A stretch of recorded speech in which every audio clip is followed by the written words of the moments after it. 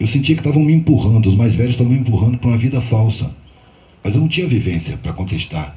Então eu ouvia aquelas coisas que muita gente escuta. Isso é porque você é novo, isso passa. Você tem que se enquadrar, você tem que estudar, você tem que se localizar bem, você tem que ser bem quisto, garantir privilégios, garantir patrimônio, uma vida farta, geralmente com mais do que você precisa.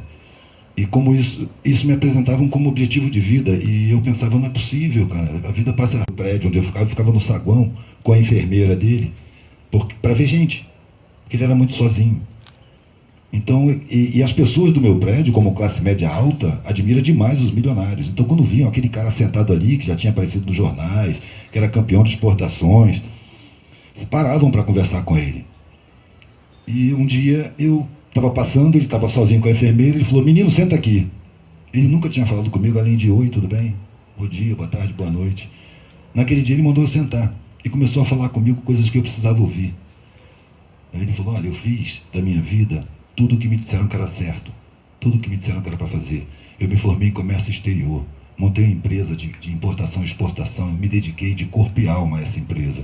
Eu não podia nem conviver com meus filhos, eu estava viajando, fazendo negócio na Índia, na China, na Europa, estava sempre viajando, sempre estabelecendo, montando filiais da minha empresa. Mas eu sentia até uma culpa de não conviver com meus filhos, mas eu tentava compensar isso pagando a formação deles, profissionais de alta qualificação, e formaram eles muito bem, tanto que eles hoje administram a empresa que eu não posso mais ir. Eu não tenho mais saúde, não tenho mais condição. E quando eu cheguei nessa condição de não poder ir mais na empresa, eu percebi que eu estava chegando no fim da vida. Eu vivi a vida inteira sem pensar que ela acaba.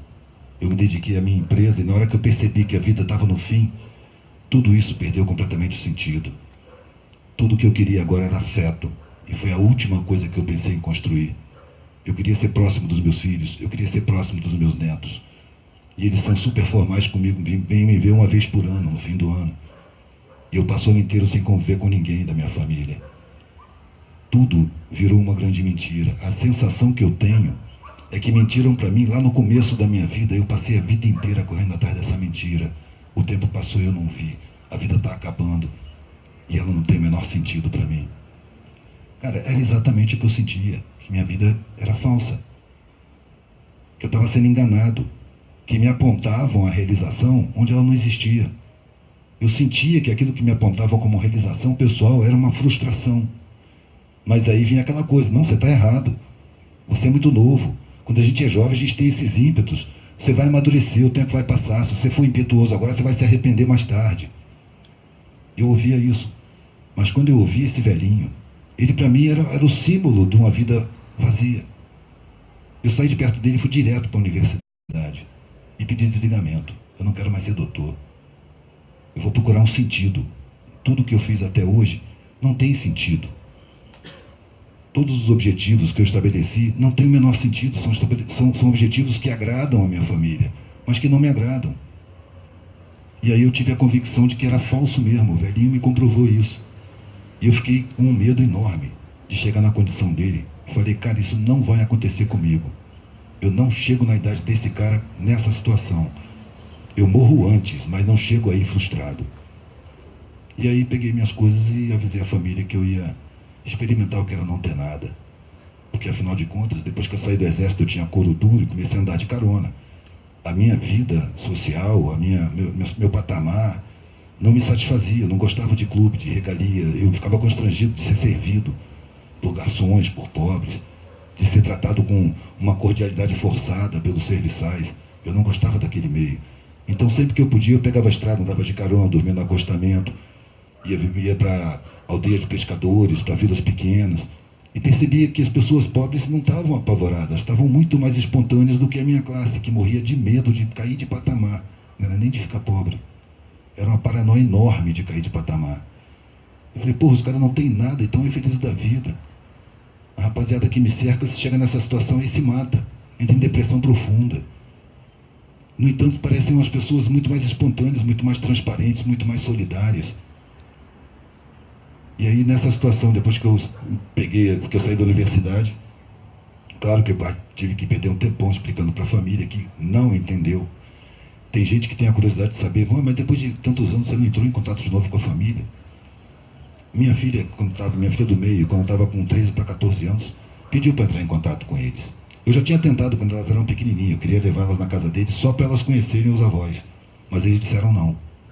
Eu morava no Rio, eles moravam no Rio, eu estava morando no Rio nessa época, passei uns 3 anos. E eles também. Então eu telefonei para eles, perguntei, eu queria levar minhas filhas aí para conhecer vocês e tal. Não, melhor não. Então eu já não procurei mais. E eles também não faziam parte da minha vida, nem lembrava, na verdade, que eu tinha família de origem. Eu me sentia em família em qualquer lugar que eu tivesse. O corte de relações foi total.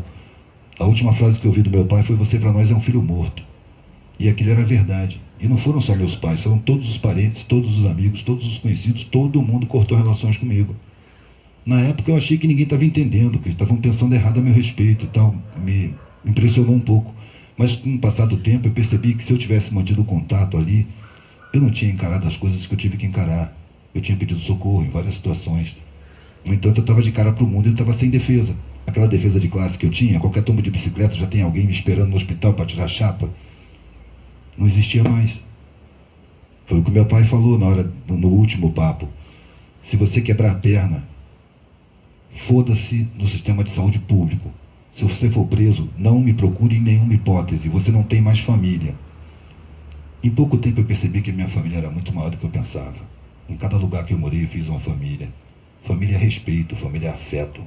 Família não é consanguinidade. Uma vez um indígena me falou que a água é o sangue do planeta. Os rios são as veias, as artérias do planeta. E nesse sentido, todo mundo é consanguíneo. Tudo é consanguíneo, os vegetais, os animais. Tudo é consanguinidade. Isso aqui é uma família em cima de um planeta, uma poeira cósmica. Quando a gente... Imaginação é uma ferramenta potentíssima para a gente refletir. Então eu imaginei que eu saía do planeta, em linha reta, ia me afastando, vendo o planeta inteiro e ficando pequeno, até virar uma bolinha que girava em torno de uma estrela. E essa estrela ia se afastando, e o planeta já sumia de tão longe. E aí a estrela ia virando um pontinho lá longe, o nosso Sol. E aí eu olhava em volta e via estrelas muito maiores do que o Sol, contadas aos bilhões. Ia me afastando, e via esses bilhões de estrelas aglomeradas numa espiral, que é a nossa galáxia. E aí eu olhava em volta e via bilhões e bilhões de galáxias maiores do que a nossa, que é uma das mais simples. Desse ponto de vista, o nosso planeta tão grande é uma poeira cósmica, invisível. E desse ponto de vista, os habitantes desse planeta são uma coletividade, uma família planetária, que ainda não tomou consciência disso, que caminha para tomar essa consciência. Já há pessoas com essa consciência, pelo menos no sentimento mais profundo, mas que encontra resistência nos poderes constituídos, nos privilegiados da sociedade, nos podres de rico, que dominam os estados, dominam os governantes, dominam os legislativos, constroem leis, têm poder de mídia, têm poder de boicote. Esses querem continuar privilegiados e, para isso, eles bloqueiam o desenvolvimento humano. Brizola é um exemplo disso. Ele tinha obsessão por investir na escolaridade, na escola pública. Ele construiu uma escola pública que pegava a criança às 7 horas da manhã, dava café da manhã, tinha escova de dente da criança lá, toalha, estudava de manhã, de tarde tinha teatro, dança, música, lutas, esportes. A criança almoçava, lanchava, jantava, escovava os dentes e ia para casa de banho tomado, às 7 horas da noite. Então os pais podiam trabalhar. Por isso ele foi atacado com ódio e fúria pela elite brasileira, que é uma elite descendente dos escravistas. Os europeus, os colonizadores, fizeram um trabalho muito bem feito. Em cada colônia deles, criaram uma elite dirigente, uma minoria para dirigir. Geralmente é a minoria branca, que tem desprezo pela população do local e admiradora do seu explorador, admiradora do estrangeiro. Lá que é o primeiro mundo, lá que é desenvolvimento, lá eles são superiores a nós. Toda essa superioridade foi construída em cima da escravidão, em cima do saque das riquezas das colônias. Todo esse desenvolvimento é um desenvolvimento sujo. Eu não entendo por que se olha para a Europa com tanta admiração, como se eles fossem os superiores. O europeu, aonde ele botou o pé no planeta, ele fez merda. Ele saqueou, ele matou, exterminou povos, determinou fronteiras, tomou posse, escravizou a população e construiu a mentalidade dominante. Fez Jesus ficar louro de olho azul, um árabe. Criou a mentalidade de admiração irrestrita. Se chega um cara falando, esse cara estudou em Sorbonne, o cara estudou em Sorbonne, para mim ele é suspeito, não merece a menor admiração. Ele carrega para cá um sentimento de vira-latice brasileira, um sentimento de que nós somos inferiores aos europeus. Na minha concepção, quem tem mais capacidade de superação é melhor do que quem não tem capacidade de superação. E desse ponto de vista, a superioridade humana está nas favelas e nas periferias, que são pessoas que tratam com dificuldade o tempo todo, superam dificuldades incríveis, enquanto que na parte rica estão lá os pobres resolvendo os problemas dos ricos. Quando o milionário perde tudo que ele tem e não pode mais pagar aos pobres, aquela mixaria que eles pagam, ele se mata, porque ele tem medo, ele não sabe superar dificuldades. Ele não tem dificuldades, ele vive com facilidades. Facilidade fragiliza, dificuldade fortalece. Então quem carrega o mundo nas costas são os de baixo. Não é incompetência nem casualidade a falta de capacidade do ensino público. O ensino público não é feito para instruir a população. Ele é feito para criar uma massa ignorante, facilmente manipulável pela TV, pela mídia, que usa a psicologia do inconsciente para convencer as pessoas de absurdo, ainda mais que elas não têm senso crítico desenvolvido na escola. É uma escola enquadradora, um modelo de ensino que faz o oprimido admirar o opressor e querer estar no lugar dele. Um modelo de ensino que nem vislumbra a possibilidade de construir uma sociedade harmônica, sem miséria, sem fome, sem analfabetismo, sem ignorância. Esse sim deveria ser o objetivo de todo mundo. E eu acho que é um objetivo intrínseco da existência.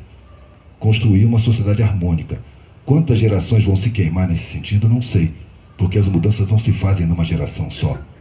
As mudanças se fazem com as gerações que se sucedem. A gente está formando os novos. A gente já teve 14 anos. A gente já teve em quem se espelhar. Hoje os mais novos também estão procurando referências. E existem muito mais exceções à regra hoje do que havia quando eu era estudante. Quando eu era estudante, numa sala de aula, você encontrava uma exceção, duas exceções, gente que questionava e que era brutalmente reprimida. Hoje você encontra aos punhados, em toda parte. Gente questionando, gente que não se conforma. A adolescência é aquele período onde você ainda tem a intuição e o sentimento da criança, mas o mundo já está formatando o seu raciocínio para ser adulto. E isso é um conflito muito grande, porque você não quer ser cruel. Mas a sociedade, para te colocar no privilégio, ela exige que você seja cruel, que você seja indiferente com o sofrimento, que você aceite a miséria como coisa natural, que você seja egoísta e só pense em você mesmo. A sociedade exige isso. Todas as vezes que me ofereceram algum privilégio, alguma regalia financeira ou de consideração social, eu tinha que violar minha consciência, eu tinha que massacrar meu sentimento, eu tinha que conniver com a perversidade. Então eu prefiro não ter privilégio, não ter, porque isso na verdade não é privilégio. Pode ver que os mais privilegiados são os que mais tomam antidepressivo. Eles são obrigados a violar a consciência deles permanentemente. E quando chega de noite, que a razão dá uma descansada, surge um vazio insuportável. E a razão fica berrando. Eu estou fazendo tudo certo, eu não estou fazendo nada errado, o mundo é assim. Eu tenho que agir assim, senão eu vou perder minha condição, vou cair de patamar. E no dia seguinte ele vai violar de novo a consciência dele. Isso para mim é um inferno. Eu preferi dormir no papelão, apesar de não recomendar isso para ninguém. Mas qualquer coisa menos isso. Com 19 anos eu resolvi que eu não ia ter patrão nem empregado. São duas coisas que eu não quero na vida. Desde então eu passei a trabalhar por conta própria. E com o tempo, a minha observação foi, por mudar de ponto de vista, foi se ampliando. Porque eu vim de um lugar, um patamar privilegiado, e caí em primeiro lugar na mendicância, porque eu não sabia fazer nada, então eu só pedia. Dormia em qualquer lugar, comecei a conviver com os mendigos, a aprender as manhas de dormir seguro, de arrumar o que comer. E de repente eu me vi cercado pelas melhores pessoas que eu já tinha conhecido, pela melhor relação social, mais profunda, mais sincera, mais espontânea, mais amorosa, mais solidária. Uma solidariedade que eu não conhecia naquela classe que eu vivia. Naquela classe se junta o que sobra para dar para os necessitados. Aonde eu estava se divide o que tem, porque não tem sobra. Então eu achava muito mais bonita a relação. E de repente eu pensava, porra, mas essa gente aqui tem o direito constitucional de ter acesso a uma instrução decente. Foi roubada nesse direito. Essa gente tem direito a ter alimentação garantida pelo Estado, é constitucional. Tem o direito a ter uma moradia decente. tem direito a ter qualquer atendimento médico que seja necessário, está na Constituição. O Estado não cumpre a Constituição para privilegiar uns punhados. Aí eu comecei a olhar para o Estado como se fosse uma organização criminosa. E é isso que eu acho que ele é hoje. Uma organização criminosa dominada por mega interesses podres de ricos para sacanear o povo, roubar os direitos, estabelecer uma situação de exploração extrema e favorecer sempre elites, que são quem determina as políticas públicas, através do financiamento de campanha. Eu passei 2 meses agora no Rio Doce. Eu tive lá dois anos atrás, quando estourou a represa, né? Você vê como é que a mídia apresenta o fato. Tragédia de Mariana. Isso é uma redução. Mariana é uma cidadezinha pequenininha, no interior de Minas Gerais. Você falar tragédia de Mariana, você diminui muito o significado. Inclusive, o rio Gualacho do Norte, que corre em Mariana, ele pega o setor norte. Mariana mesmo não teve afetação nenhuma. Teve 3 povoados, 3 distritos. Depois desceu para Barra Longa. São mais de 200 municípios ao longo do Rio Doce. O Rio Doce morreu todo, por inteiro. E o silêncio do poder público é estrondoso. Por quê? Porque as mineradoras, mega empresas internacionais, quando elas chegam no município para minerar, elas investem no poder público, elas financiam campanhas. E através desse financiamento elas ditam a voz do poder público, as decisões do poder público. E o poder público passa a desinvestir em outros sustentos econômicos do município. O município cai na dependência da empresa. Então toda a economia fica girando em torno da empresa. Quando acontece um acidente desse, o pavor da população é exatamente a empresa parar de trabalhar. Uma empresa criminosa matou a maior bacia hidrográfica da região e do sudeste brasileira. E as pessoas vão defender essa empresa, porque criou-se uma dependência. Em todos os municípios, as prefeituras e as câmaras legislativas estavam silenciosas. Agora, 2 meses atrás, eu fui lá, o câncer está pipocando geral. E ninguém está falando nada. As UPAs estão lotadas. As pessoas da beira do rio estão tomando água do rio, de poço. A Samarco não está dando mais água. Dá para os protegidos. A maioria está pegando água do poço, totalmente cheia de metais pesados, está adoecendo. A última, quando eu saí de lá, foi o Estado de Minas liberar a pesca profissional no Rio Doce. Porque 2 anos depois, já tem mutações de peixes que sobrevivem na lama tóxica, sobrevivem no metal pesado. A Samarco estava pagando indenização para mais de 40 mil pescadores.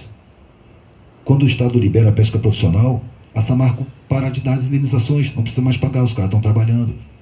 E o que é a pesca profissional? É a pesca que põe o peixe na feira. O Vale do Rio Doce inteiro está comendo esse peixe cheio de metais pesados. É o câncer anunciado, que já está pipocando, já está cheio de gente com câncer. Em Barra Longa, o prefeito, no dia seguinte a invasão da lama, mandou os tratores buscarem, porque era a área de lazer da cidade. Então botou os tratores jogando aquela lama em cima dos caminhões, e os caminhões circularam pela cidade para jogar lama num terreno lá. E eles iam pingando aquilo pela cidade inteira. Aquela lama secou, os carros passam, levantam o poeira e as pessoas respiram isso. O que tem de problema respiratório em Barra Longa é absurdo. E ninguém fala nada. Não se fala nada. Está uma situação apocalíptica aquilo ali. E não se fala nada. O Espírito Santo não liberou a pesca profissional nem no Rio Doce, nem no mar. Embora os pescadores continuem pescando, porque não tem opção. Eles continuam pescando. Na Baía de Guanabara está aparecendo metais pesados. Eu tenho um conhecido que ele trabalha numa equipe que faz análise química na Baía de Guanabara por conta dos resíduos industriais, das refinarias de petróleo. E disse que de uns meses para cá começou a aparecer metais pesados, que é resíduo da mineração. O Rio Doce está botando no mar toneladas por segundo de metais pesados há mais de 2 anos, 2 anos e meio. Então o mar está infestado de metais pesados. Ele cobre o chão, ele é pesado, ele vai para o fundo. Ele cobre o chão, cobre as algas. Os peixes comem as algas, são comidos por outros peixes. Esses peixes estão contaminados de metais pesados e estão sendo servidos nas mesas. E ninguém fala nada, por quê? Interesses empresariais. Ninguém quer responsabilizar a mineradora. Aliás, mineração é a caixa preta no Brasil. Aqui se saqueia ouro, níquel, bauxita, nióbio, tudo. E tudo por debaixo dos panos. Por quê? Porque o poder público uma organização criminosa que permite o saque das riquezas nacionais. Em vez de investir na população, no desenvolvimento real, numa escola decente, que forme um povo lúcido, consciente, instruído, capaz de perceber o que acontece e capaz de decidir os seus rumos. Esse é o terror das elites. É a instrução, a consciência, a solidariedade e a união dos povos. Não é à toa a ideologia da competitividade. Você tem que vencer na vida. Essa é uma indução criminosa. A gente tem que viver, não que vencer na vida. Se eu for melhor do que alguém, esse alguém é melhor do que outra coisa. A gente pode compor, a gente pode cooperar, a gente pode se unir, a gente não precisa competir. É preciso tirar isso daí. Eu vejo pessoas que não se conformam com a sociedade e que querem mudanças sociais de verdade, que são movidas pela mesma coisa que eu, aquele incômodo diante da injustiça social. Mas são pessoas que não olham para dentro. A sociedade nos induz ao confronto, ao conflito, à disputa. E aí você quer mudar essa sociedade confrontando, disputando, conflitando. Você está reproduzindo comportamentos sociais. Essa é a oposição que a sociedade quer. Porque essa estrutura social, no topo dela, o punhado dominante, tem a consciência de que é uma sociedade antissocial, desumana e que vai levantar resistência, vai levantar oposição. Então eles criam a própria oposição. Eles fabricam a ideologia da esquerda. Eles botam as universidades para condicionar as pessoas a se sentirem pessoas superiores, mais capacitadas do que os de baixo. A minha vivência me diz que os de baixo são os mais capacitados, são os mais capazes de superar a dificuldade, são os que carregam os muros nas costas. Apenas não têm consciência disso, porque os seus direitos constitucionais foram roubados, são roubados cotidianamente. A esses não é permitido acessar a instrução, a acessar a informação, a formar um senso crítico. Esses têm que ser conduzidos como manadas. E a gente vê vários sintomas disso. Por que é que o Estado está dando o conversor de televisão digital na cesta básica para quem não pode pagar? Um Estado que não cumpre sua Constituição nos direitos humanos, mas está dando o conversor de televisão. Por quê? Controle mental, é óbvio.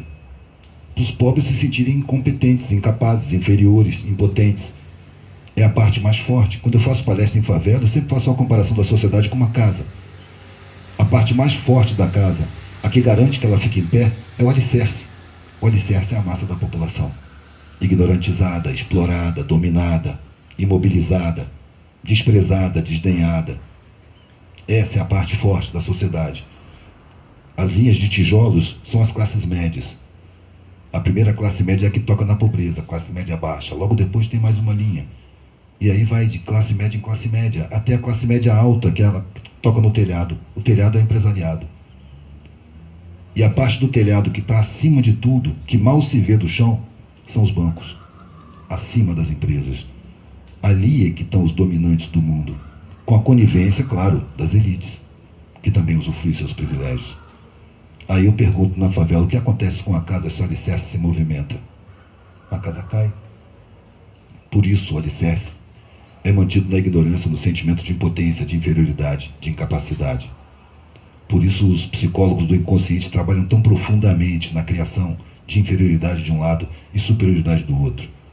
Enquanto o ensino público tem o destino de formar a mão de obra que carrega o mundo nas costas, o ensino particular tem o destino de formar os comandantes dessa mão de obra, os gerentes, os diretores da mão de obra.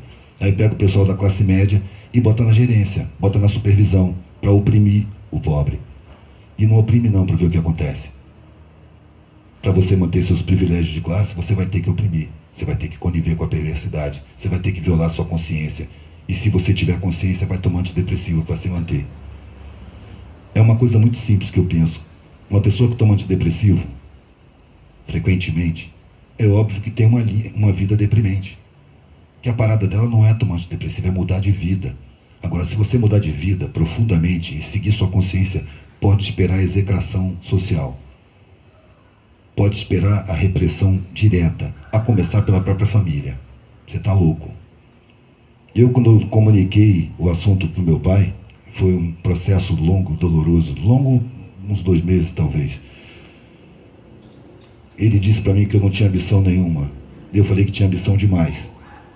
Tanto que dinheiro, conforto, estabilidade, garantias sociais para mim era pouco. Eu queria satisfação em viver. E queria da vida que eu pudesse levar dela. Aí ele não soube o que responder. Ficou uns 2 segundos em silêncio e falou: você precisa de ajuda. Vai no psicólogo, você está desequilibrado. Eu fui no psicólogo. 3 sessões. Só para provar que não estava desequilibrado. E o psicólogo viu que eu não estava. Aí ele partiu para a psiquiatria. Meu filho tem um amigo psiquiatra, diretor do Hospital de São Cristóvão, um cara muito bom. Você precisa de ajuda, você tem que ir nele. Eu fui. Esse foi muito mais direto. Em 5 minutos ele falou: claro. Depois que eu expliquei para ele, né? Eu sentei e ele falou: qual o problema? Eu falei: eu sou o problema. Você está falando com o problema. O que acontece? Acontece que eu não quero ser nada do que me dizem para ser. Isso não faz sentido. Eu não gosto de regalia, eu não gosto de ser servido. Eu quero um sentido para a vida, eu quero ter satisfação, chegar no fim da vida e ter prazer de ter vivido, olhar para minha vida e falar: caralho, eu gostei de ter vivido essa vida. Aí ele ficou olhando para mim e falou: caralho, ó, todo mundo vai dizer que tá maluco mesmo. Agora, como eu sou psiquiatra, eu sei que você não tá maluco, eu tenho mais o que fazer, vai embora. Depois eu ligo pro seu pai e falo que você não é doido, não.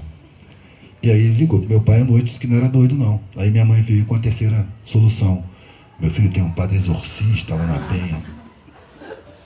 Lá fui eu pro padre me exorcizar. E acabou que o padre concordou comigo, achou muito corajosa a minha atitude. Eu nunca achei coragem, porque a minha atitude decorreu do medo. Quando eu encontrei aquele velhinho lá, frustrado, dizendo que a vida dele não valeu nada, ele é um multimilionário, dizendo que a sensação que ele tinha era que mentiram para ele no começo da vida dele, exatamente a sensação que eu tinha. E quando eu externava, mas ele falava: não, é porque você é novo, isso é ímpeto da juventude. Se você for no seu ímpeto, você vai se arrepender mais tarde. E realmente, eu não fui no ímpeto, porque eu tentei me enquadrar de todas as formas. Eu fui militar, eu fui bancário, fui mergulhador, fui vendedor, fui estudante de direito. E não dava, simplesmente não dava. A frustração não me passava. A angústia era profunda demais. Hoje, quando alguém fala: você sai da sua zona de conforto. Caralho, eu lembro daquela época, eu não tinha conforto nenhum. Era pura angústia. O conforto material ali nem pesava para mim. Eu já tinha feito guerra na selva. Eu dormia no chão a qualquer momento. E os momentos que eu tinha mais paz de espírito, mais satisfação, era exatamente quando eu estava viajando de carona, dormindo no chão, me virando. Depois eu voltava para casa do meu pai. Aí depois da última, depois que o padre não resolveu o meu problema, que eu peguei mesmo a mochila e saí, que eu ouvi aquela frase: você para nós é um filho morto. Aí eu saí com a sensação: rompeu. Não há mais contato atrás. Só tem contato à frente. E aí eu abracei o mundo. Quando dizem: você largou tudo.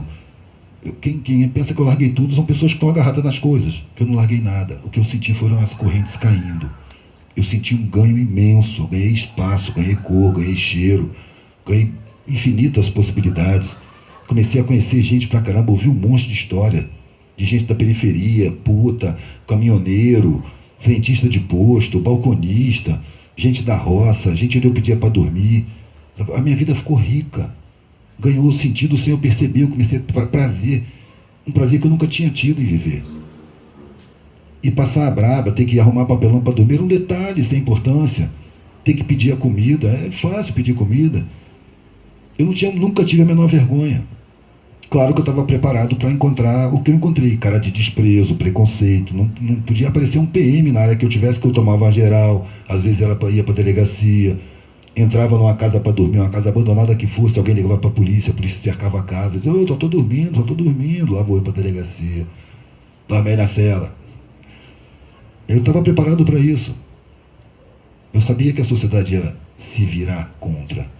Eu não estava no jeito recomendado da sociedade para ser respeitado. Para eu ser respeitado, eu tinha que ter ficado no exército, eu tinha que ter ficado no Banco do Brasil, eu tinha que ter ficado frustrado. Eu tinha que ter assumido uma superioridade social que eu sempre achei ridícula.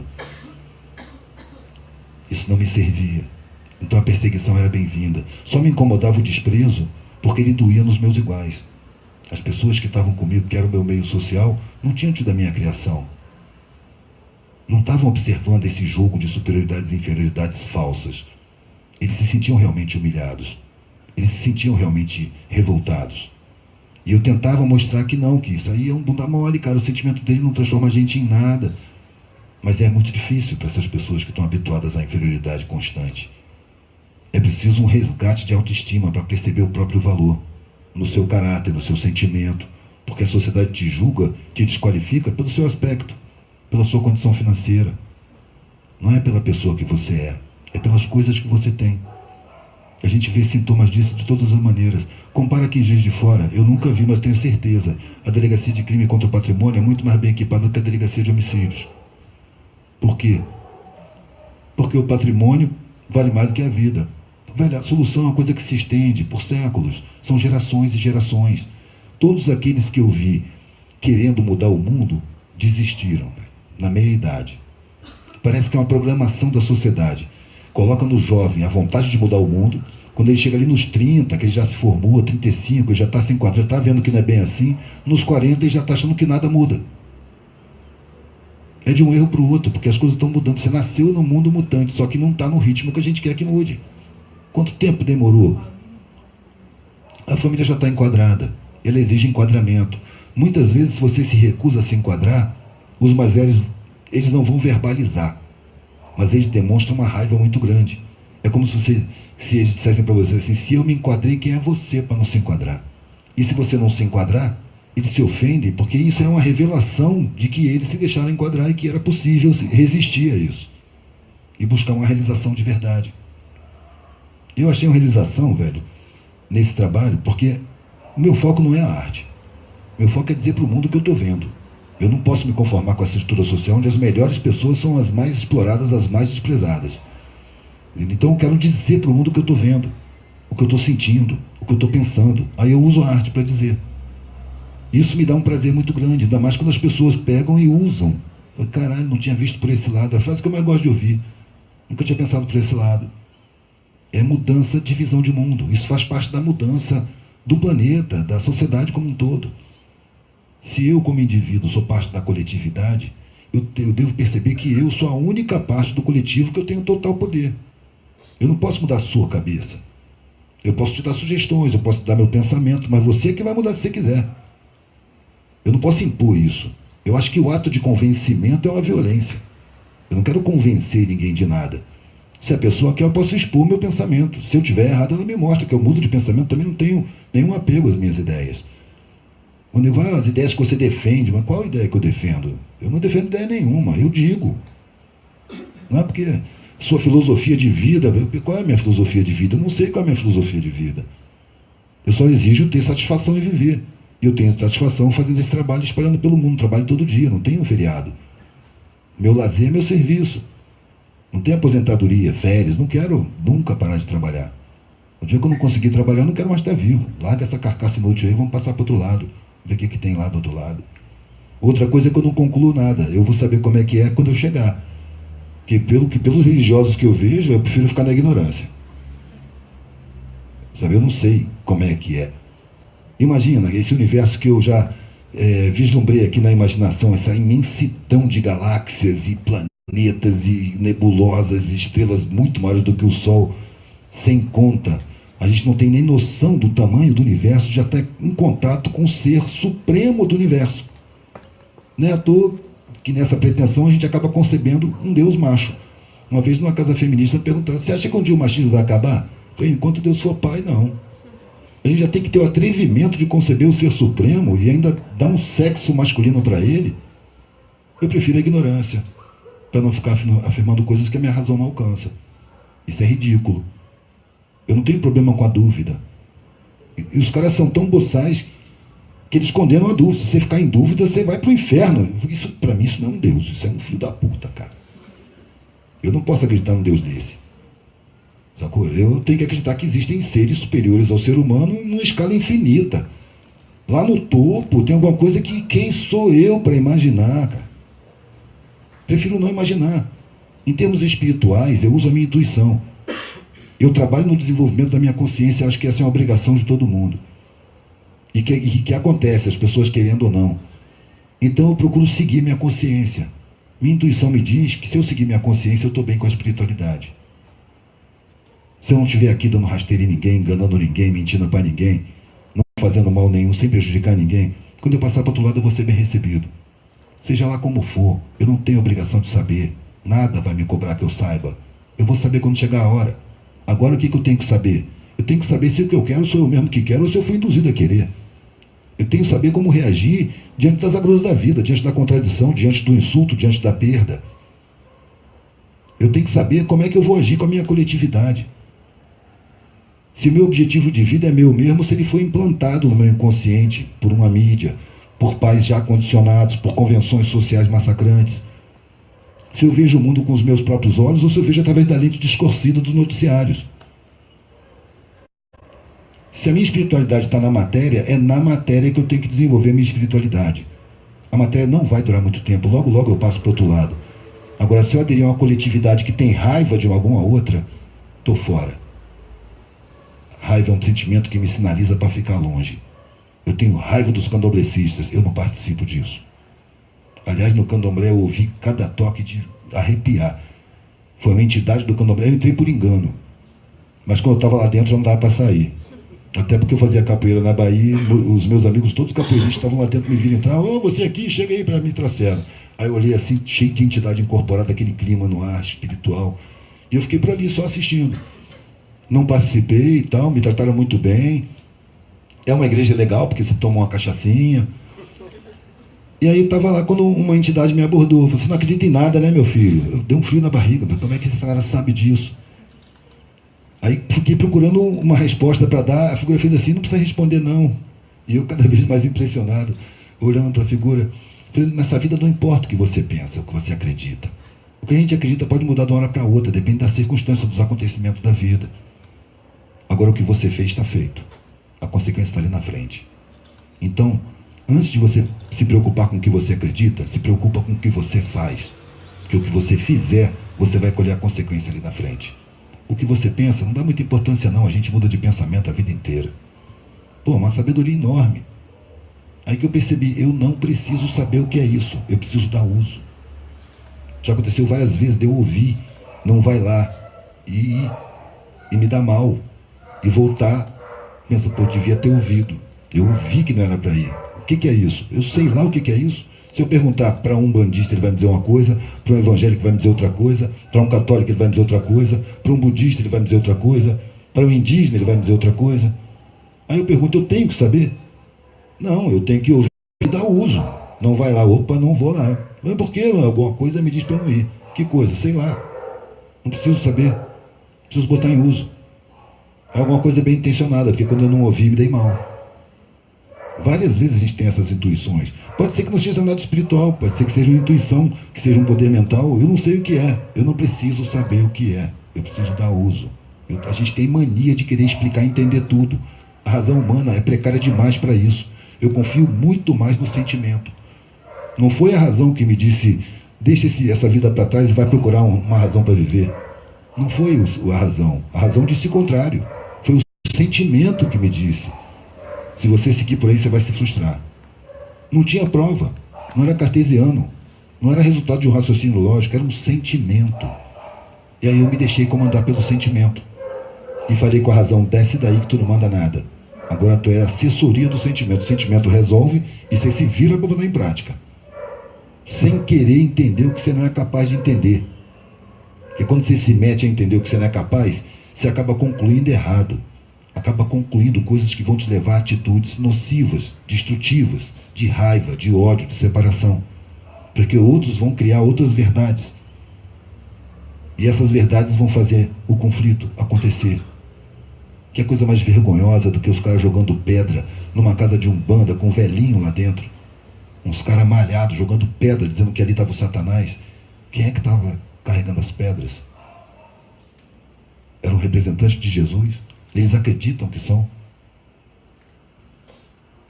Por essas e por outras, eu prefiro a ignorância. Eu não sei como é que é. Do outro lado, eu não tenho pressa, mas eu vou dar de cara com ele quando a vida acabar. Eu não vou definir o que é antes de chegar lá. Enquanto eu estiver vivo, eu vou aplicar na vida a minha espiritualidade. Eu não vou ficar puxando o saco de um Deus, porque eu não acredito que Deus gosta de puxar saco. Eu não vou ficar em louvação. Eu vou tratar os meus irmãos como iguais, sejam eles como forem. Índole sexual, tez, ideologia, religião, não está dizendo nada. O que me diz a espiritualidade de uma pessoa é a conduta dela. São os sentimentos que ela emana. É a forma dela tratar as pessoas. É o jeito que ela reage quando ela perde alguma coisa. É a forma que ela reage diante de um insulto, por exemplo. A pessoa é irascível, é irritável, é julgadora, é cheia de razão, cheia de verdade, está pronta para apontar o dedo, para acusar, para cobrar. Baixa espiritualidade. Seja o que for que ela acredite. Agora a pessoa é serena, é respeitosa, é amorosa, é compreensiva, é pacata. Alta espiritualidade. Seja lá o que ela acreditar. É a conduta da pessoa, os sentimentos da pessoa que me dizem a espiritualidade da pessoa. Não é a crença. A crença é desnecessária. E é muito usada para domínio de grupo. É muito usada por charlatão, para se dar bem materialmente, por incrível que possa parecer. As pessoas usam a carência espiritual para encher o rabo de grana, para comprar carro caro. E usam essa necessidade, essa carência espiritual das pessoas para conseguir isso, para arrancar migalha de quem já tem pouco. Eu não posso acreditar que tem um Deus por trás disso. Isso é o ser humano fabricando deuses artificiais para dominar uns aos outros. Domínio de grupo. Aproveitamento da ignorância, que é implantada pelo sistema social, deixa as pessoas vulneráveis a espertalhões que sabem usar a palavra, porque não tem o senso crítico desenvolvido. Essa invasão de fundamentalismo religioso no Congresso é resultado da ignorância implantada na população brasileira. Desde sempre. Na época de João Goulart, o Paulo Freire foi chamado para fazer um programa piloto lá em Sergipe, pegou 500 analfabetos, lavradores, todos acima de 40 anos de idade, para fazer um teste com métodos de ensinar a ler dele. Em 6 meses, ele botou os caras para ler em voz alta. E aí foi chamado para o Ministério da Educação para realizar um programa de extinção do analfabetismo no território nacional. 3 meses depois derrubaram ele. Tá louco ensinar escravo a pensar? Não pode. A ignorância é a base desse sistema social. A ignorância, a desinformação, a baixa autoestima, a competitividade, a arrogância, a separação das pessoas, o sentimento de superioridade implantado nos acadêmicos. Você vê os próprios revolucionários, eles são convencidos que são superiores na academia. É como se a academia tivesse uma cadeira subliminar de arrogância, de superioridade. Se você olhar para o faxineiro da universidade, para o motorista, para aquelas pessoas que possibilitam que a universidade exista, está olhando para a pessoa que tinha o direito de estar ali estudando. Constitucional. Ele só foi roubado no seu direito. Você não está diante do inferior social, você está diante de uma pessoa, de uma vítima de crime social, que tinha o direito de estar ali se ele quisesse. Mas como a sociedade precisa da mão de obra, aliás, é bom a gente perceber que é o trabalho mais importante, mais imprescindível, mais indispensável da sociedade é o trabalho braçal. Se não fosse trabalho braçal, ninguém aqui estava alimentado. Quem é que planta? Quem é que colhe? Quem é que arranca? Quem carrega? Se não fosse trabalho braçal, ninguém aqui estava vestido. Quem é que corta? Quem é que costura? Quem é que atende nas lojas? Se não fosse trabalho braçal, não tinha asfalto, não tinha parede, não tinha nada. Nada. Tudo é base do trabalho braçal. Muitas vezes trabalho escravo. Se você usa uma roupa de marca, pode crer que está usando um fruto de trabalho escravo. Todas as marcas têm trabalho escravo no seu currículo. Todas.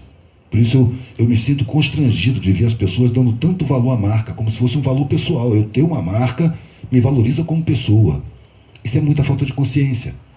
Não dá para eu virar um chato e ficar explicando isso para todo mundo.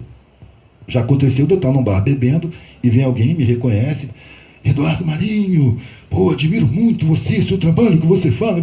Adidas escrito aqui. Aí eu me dou a liberdade. Meu amigo, você sabe que isso aqui é trabalho escravo? Geralmente a pessoa vai ficar sem graça, né? Esse cara foi lá em Curitiba. E ele ficou sem graça e tal. Eu falei, olha, cara, eu tenho a solução. Aqui na minha bolsa eu tenho uma caneta que escreve em tecido. Você quer que eu escreva aqui trabalho escravo?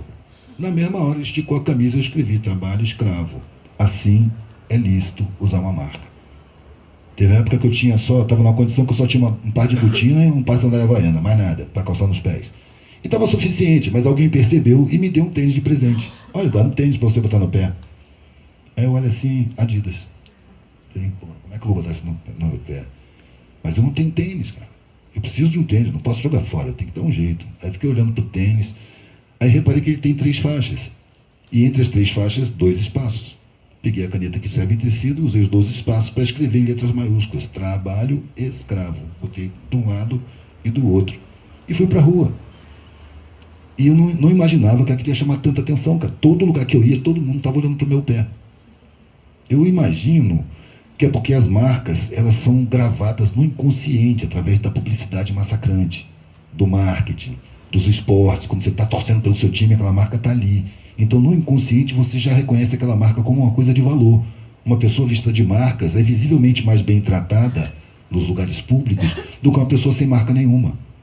Porque é uma lavagem cerebral, é uma imposição no inconsciente.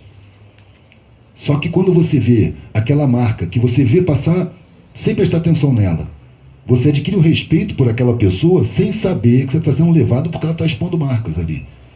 Mas quando passa aquela marca, então no seu inconsciente, com um negócio diferente, aquilo chama atenção. Então, quando eu entrava no metrô, no ônibus, eu via todo mundo baixar o olho pro meu tênis, porque eram as 3 linhas da Adidas com uma coisa estranha no meio. Fatalmente iriam ler trabalho escravo. Quando eu percebi isso, eu fiquei super feliz. Assim dá para usar a marca.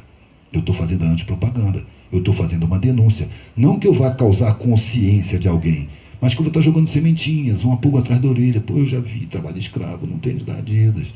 Porque cada um tem seu processo. A gente não pode querer resolver o processo das pessoas.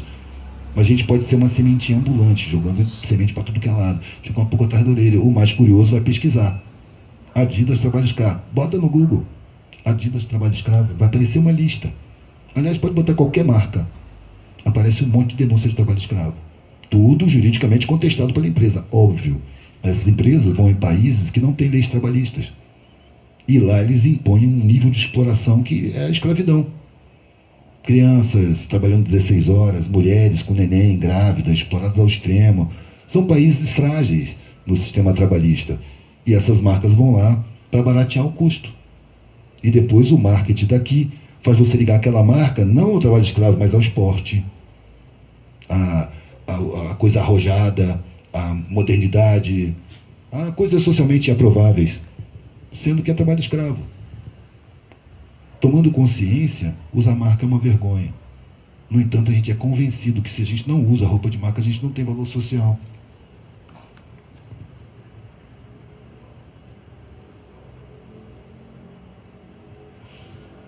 E aí a gente vai de indução em indução, a vida passa, a gente ganha um monte de cabelo branco, quando vê a vida acabou e você correu atrás de fumaça a vida inteira.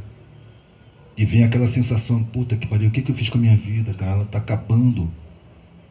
Fui obrigado a engolir um monte de coisa que eu não queria engolir, fazer um monte de coisa que eu não queria fazer, deixei de fazer um monte de coisa que eu queria fazer, agora não dá mais tempo. Imagina, isso é um terror, cara. Você tá louco, isso vai acontecer comigo? 1000 vezes o preconceito, a perseguição, a polícia, tudo. Porque, eu volto a dizer, eu percebo que toda vez que a sociedade oferece regalia, ela cobra a sua consciência, ela cobra a conivência, ela cobra a perversidade, ela cobra indiferença com o sofrimento alheio. Se você fincar o pé e disser, não vou deixar de seguir minha consciência nem 1 milímetro, pode esperar a estranheza, a perseguição, a desqualificação, o desprezo, pode esperar. É como se houvesse assim uma opção clara, você vai ter que torturar alguma coisa em você, velho. Ou materialmente ou imaterialmente você vai ter que se torturar. Você quer o conforto, a consideração social, viola a sua consciência. Você tem que violar a sua consciência. Massacra teus sentimentos.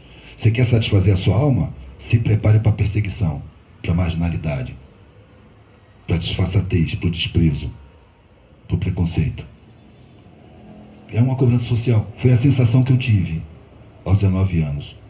Se eu quisesse me satisfazer, eu ia encarar o preconceito, a marginalidade. E se eu quisesse manter aquele conforto, eu tinha que me frustrar, eu tinha que tomar antidepressivo. E para mim a opção é óbvia. O corpo acaba logo ali. A alma eu tenho a sensação que já vem de longe e que continua. Então eu vou torturar minha alma para ter conforto corporal? Para ter o respeito de uma sociedade que eu não respeito? Eu não tenho o menor respeito para essa estrutura falcatruesca da sociedade, um poder público criminoso, uma organização social toda armada para favorecer um punhado e para enganar a população como um todo. Eu não tenho o menor respeito por isso. Por que eu vou querer o respeito da sociedade comigo? Não me interessa esse respeito. Esse respeito é angústia, é frustração, é vergonha de mim mesmo diante da minha consciência. Agora, esses pensamentos têm que ser tidos com cuidado para você não ficar se dando a arrogância de julgar as pessoas. Cada pessoa tem sua sintonia, tem sua frequência pessoal. as suas escolhas, seu caráter, seus desejos, seus sentimentos, sua visão de mundo, sua forma de relacionamento. Tudo isso forma uma frequência vibracional. Cada pessoa tem uma única, como uma impressão digital. E essa frequência vai sintonizando os acontecimentos. É essa frequência que causa as simpatias, as antipatias, os acasos, as coincidências, as atrações, as repulsões, os acontecimentos em geral. Isso é a sintonia de frequência. Então, quando a pessoa decide violar sua consciência para ter para ter seu conforto, sua consideração, ela vai vibrar numa frequência que vai sintonizar essa vibração. Vai ter uma vida falsa, fútil, superficial, paparicada, enganada. Uma vida realmente que não satisfaz. Que a gente sente falsidade. Eu passei 4 anos vendendo quadro. Foi o recontato com a elite. Eu estava na rua e na periferia há mais de 20 anos e comecei a pintar quadro a óleo. Os quadros, não sei por que, ficaram bons. Eu não estudei. E eu fui levado para dentro de galeria. E dentro de galeria eu voltei a conviver com a mesma classe que me deu origem, que eu já não convivia tanto tempo. E aí revia aquela mentalidade, aquela forma de ver o mundo. Qualquer um que se esforçar pode ficar rico. Você tem o que você merece. Pobre é pobre porque não se esforça. Aquela mentalidade tacanha. E aí eu já não tinha raiva, não tinha revolta. Inclusive porque aquilo me lembrava a minha infância. Eu tenho um amigo meu que diz assim, cara, eu gosto de cheiro de vala. Porque ele foi criado no alemão e ele brincava numa vala. Então quando ele sente cheiro de vala, ele lembra da infância dele. Eu gosto de cheiro de pó, porque o pai dele tinha um bar lá dentro do alemão e todo mundo cheirava enquanto ele servia as mesas menino. Então aquele cheirinho de pó lembra a infância dele. E o cara não é cheirador. Então quando eu entrei em contato com essa mentalidade, eu revi a mentalidade que eu vi na minha infância. E aí na minha ingenuidade eu falei, eu posso mostrar o engano para essas pessoas carinhosamente, porque eu não tenho raiva delas. Não é como os esquerdistas que botam o dedo na cara, lacaio do capital, explorador de pobre. Não tinha acusação para fazer, era só mostrar os equívocos. Por exemplo, um comprador de galeria, muito respeitado porque era muito rico, comprava muitos quadros de uma vez só. Ele estava numa roda de conversa, tinha 6 pintores ali com ele, no meio estava eu. E o cara falando que nessa sociedade qualquer um que se esforçar pode ficar rico sim. Eu falei, você acha, cara? Você já viu os caras botando asfalto na rua? Com aquele rodo de madeira, um calor do cacete, respirando fumaça de querosene. Você acha que eles não estão se esforçando ou você acha que eles estão ficando ricos? A roda se desfez na mesma hora. Saiu cada um para um lado e ficou só eu e o cara. E o cara já me olhou com a cara de raiva assim, você é comunista? Não, você está mudando de assunto. Você acabou de dizer que qualquer um que se esforça pode ficar rico nessa sociedade. Eu estou perguntando a você se você acha isso mesmo, te dando um exemplo. Isso é conversa de comunista. Virou as costas e saiu. Daqui a pouco veio o dono da galeria brigar comigo. Porque com um cara desse, segundo ele, você não pode discordar. Se ele contar uma piada, você tem que rir. Se ele der qualquer opinião, você tem que concordar. Eu falei, não, velho, eu não consigo. Ele é uma pessoa, sou outra pessoa. Porra, ele compra 100 mil de quadro numa talagada só. Eu falei, velho, você está mudando de assunto igual ele. Ele falou uma coisa absurda que eu não concordei. Eu estou dando minha opinião para ele, não precisa nem acreditar na minha opinião. Mas é tão óbvio que ele fica puto. Ele está acostumado com subalternidade. Então, por mais carinho que eu quisesse ter para mostrar para essas pessoas, para elas aceitarem que estavam equivocadas, não adiantava. Por um motivo muito simples. Elas não querem tomar consciência. Quem está montado em privilégio precisa acreditar que aquele privilégio é justo. Quem está explorando o trabalho subalterno precisa acreditar que o subalterno merece ser explorado. Então ele precisa acreditar num monte de realidades. E no patamar que ele se coloca, ele não aceita contestação. Quem é aquele pintorzinho de merda lá? Eu era mesmo um pintorzinho de merda. Não estou nem aí para ser um pintorzinho de merda. É merda orgânica. Ótima dupla. Mas o cara não aceita. Aí eu vi que é inútil. Você não pode mostrar alguma coisa para alguém que não quer ver. Você vai arrumar conflito, vai arrumar problema. E não vai adiantar nada. Tem muita gente que fala, porra, ele precisa entender. Cara, você vai arrumar problema, porque se ele não quer, ele não vai. Ele vai brigar contigo, vai cortar relações, a relação vai ficar desagradável, mas não vai adiantar. Só quando a pessoa quer. Por isso mesmo, quando eu pego um reaça desse, que fala uma opinião bolsonárica dessas absurdas, eu nunca digo que ele está errado. Eu digo que eu vejo diferente. E nem digo como é que eu vejo, porque eu sei como é que os caras reagem, com agressividade, com violência. sabe, com insulto. Eles não têm como sustentar as posições deles. Então eles partem para agressão. Então quando o cara fala uma opinião dessa, é porque é interessante, esses caras não se contentam só em falar os absurdos que eles falam, não. Eles cobram concordância. Você não acha? Eu penso diferente, eu vejo diferente. Como é que você vê? No tom de voz você já vê a disposição do cara para o conflito. Eu vou dizer, não, prefiro nem dizer, parceiro. Você já está falando de um jeito aborrecido. Eu não concordo com você, mas eu respeito sua opinião. Eu não preciso dizer o que eu penso para você. Aí o cara desarma. Não, pode dizer, se ele quiser saber. Não, tudo bem, pode dizer. É uma coisa que eu brinco, dizendo assim, eu ainda vou abrir um cursinho de desarmamento de espíritos. Aí se ele quiser mesmo saber, antes de eu dizer, eu vou falar, meu irmão, eu vou dizer, mas não estou dizendo que você está errado. Eu estou só dizendo a minha ideia para você. Você analisa o que eu vou te dizer, e se você encontrar o erro, você me mostra, velho. Eu mudo de opinião na mesma hora e te agradeço. Aí o cara não vai ver mais como um confronto. Ele vai ver uma exposição para ele analisar livremente. Eu não estou dizendo que ele está errado, apesar de eu achar. Mas eu não vou dizer, porque isso eu vou entrar nas convenções sociais do conflito, do confronto, que é tudo inútil. Aí eu digo o que eu penso para ele. Cara, é muito comum eu ouvir a frase que eu mais gosto de ouvir. Pô, nunca tinha visto por esse lado. Por quê? Porque eu não confrontei. Um cara reacionário, maçom, lá do Rio Grande do Sul, veio conversar comigo. E ele queria saber se eu era Lula, né? Eu falei, não, sou Eduardo. Não, você entendeu o que eu quero dizer? Eu falei, mas você acredita mesmo que os governantes governam? Você não vê que tem financiamento de campanha de podres de rico? Tudo por trás, cara. Que o cara é pago, é um ator pago para encenar, para enganar a população, para exercer o poder que é de uma camada mais acima do que essa aí, que é acessada pela mídia. O cara, não é que é verdade, rapaz. No dia seguinte, o dono do bar, que era um esquerdista, veio reclamar comigo. Cara, o que você falou com aquele fascista? Estava aqui te elogiando. Por quê? Porque ele só entra em conflito com o cara. O cara frequenta o bar dele porque ele faz fiado. Mas o cara é direitão. Ele apresentou assim, isso aqui é meu cliente fascista. Essa mesa aqui só tem fascista. E os caras riem, acham engraçado. Quer dizer, e é realmente. Agora, se eu tiver que dar minha opinião a ele, ele não vai conseguir brigar comigo, cara. Porque eu vou desarmar ele. A cada passo que ele der na direção da agressividade, eu desarmo ele. Ou encerro o assunto. Não me interessa polemizar. Não me interessa trocar insulto. Assim, idiotice ficar se xingando. Pequeno burguês, lacai do capital. Eu vejo muito isso nos estudantes. Eu vejo os caras repetindo os mesmos xingamentos de 40 anos atrás. Pequeno burguês, lacai do capital, putz, já era para ter sido renovado. O último que falou isso lá no Sindipetro. 2 moleques discutindo. Eu me lembrei de uma discussão de 1980, quando estava na universidade. Os mesmos argumentos, porque um era trotskista e o outro era maoísta. E aí você já prevê toda a discussão deles. E os caras terminam do mesmo jeito, se xingando com os mesmos desqualificativos. Quer dizer, está repetindo a mesma inutilidade. Que isso não é útil, isso não funciona. São essas pessoas que querem conduzir as massas. Aí eu falava, vai entregar pizza, cara. Você nunca vai conduzir massa se não for entregar pizza. Porque nem falar a língua das massas, essas pessoas que dão o trabalho de aprender.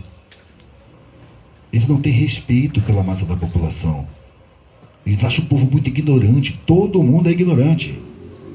Por mais que você estude, você continua sendo ignorante da maior parte das coisas existentes do universo. Se você teve acesso à universidade, você está usufruindo de um privilégio que foi negado, era um direito das pessoas que não tiveram acesso. Isso não te dá razão para a superioridade, te dá razão para um sentimento de solidariedade social, de dívida. Porque esse conhecimento precisa ser levado para as pessoas que têm direito a esse conhecimento. Aliás, por isso que derrubaram os últimos governantes, que apesar de estarem servindo muito bem os banqueiros e os mega empresários, abriram os furinhos nas universidades para meter um punhado de pobre.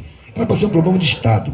Era para ser um programa de Estado, abrir universidades para geral da população, quem quiser fazer, entrar. Mas isso aí é o terror dos dominantes, não pode.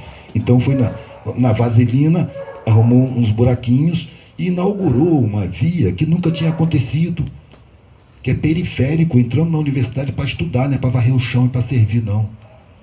Gente de favela dentro da universidade, levando para dentro da academia, coisa que a academia nunca teve, que é a vivência de base nos seus quadros. Que hoje já são professores lá dentro, que já têm uma visão mais próxima da realidade do que os professores de origem de classes mais altas. Porque quem está em classe alta não consegue enxergar o chão da sociedade. Não adianta. Não consegue penetrar a realidade da periferia. É só na periferia que você vai ver isso. E se você estiver lá como periférico, se você chegar como de outra classe, você não vai ser tratado com igualdade. As pessoas não vão ser espontâneas com você como são entre si. É preciso ser um para ser tratado com igualdade e aí começar a perceber coisas que os acadêmicos nem imaginam. A quantidade de sabedoria, de saberes, de conhecimentos, capacidade de resistência periférica. Porque são as pessoas que carregam o mundo nas costas. São as pessoas que mais têm dificuldades e que mais superam dificuldades. São os mais fortes da sociedade. São os mais capazes de causar mudanças. E o movimento que eu estou vendo, que eu viajo muito, procuro sempre ir nas periferias, ver como é que está. São movimentos de resgate de autoestima inconscientes. Artistas periféricos que já não querem mais reconhecimento social, querem fazer arte para a sua galera. Que já estão servindo de referência para os mais novos da favela. Que antes só tinham como referência o pessoal do tráfico. Porque era o pessoal que portava as marcas que os psicólogos do inconsciente da televisão tinham convencido a eles que são marcas desejáveis. Esses é que têm valor. Então olhar para os caras do tráfico e queria ser traficante, mesmo sabendo que vai viver pouco. Várias vezes eu vi moleques dizendo, eu vou viver pouco, mas eu vou viver bem. Ele está convencido pelos mentirosos do marketing que você portar marcas é estar bem. Hoje já existem outras referências, os grafiteiros, os poetas, os rappers, os caras do hip hop, pessoal do skate, o pessoal que está se desenvolvendo para outros lados. Já tem horta comunitária num montão de lugares por aí. Lá em Foz do Iguaçu, os caras resgataram das tiazinhas antigas um monte de ervas medicinais, um monte de tratamentos para não precisar ir na saúde pública. Ele está havendo um desenvolvimento e não está havendo ligação. Nas favelas do Rio nunca teve tanto organismo de informação. 5 jornais na Maré, televisão no Alemão, jornal, televisão na Rocinha, em Bangu. Então, tem um monte de coisa acontecendo na periferia, mas isso não quer dizer que a revolução vem virando a esquina, como falam os esquerdistas tradicionais. Que a sensação que você tem quando você escuta um comunista de verdade, não esse comunista que a mídia fala, isso não tem nada de comunista, mas um comunista de verdade, um estudioso de Marx, que acredita realmente que ele sabe a solução para a sociedade. Quando você ouve um cara desse falando, parece que a revolução vem virando a esquina, ela vem o proletariado tomando poder. Coisa que nunca vai acontecer dessa maneira. Tem que ser um trabalho de conscientização. Eu fico pensando assim, 38 anos atrás, quando eu larguei a universidade e fui para a galera, fui para o meio da periferia, sem noção do que eu estava fazendo, mas ganhando uma riqueza imensa. Se um monte de gente, daqueles esquerdistas, tivesse se espalhado nas periferias, poderia ter tido um trabalho de conscientização que estaria dando resultado hoje, porque os fortes teriam consciência. Os teóricos não são fortes. Eles dependem de periféricos, de empregados. Eles não têm a capacidade, a autonomia que existe na periferia. Então caberia muito mais esses teóricos acadêmicos irem servir do que irem ensinar. Vai servir de conhecimentos a quem tem o direito de saber. E deixa a rapaziada metabolizar, porque a criatividade ali é uma questão de sobrevivência. As pessoas são criativas ali, não é porque são pessoas melhores não, é porque precisam ser criativas para viver.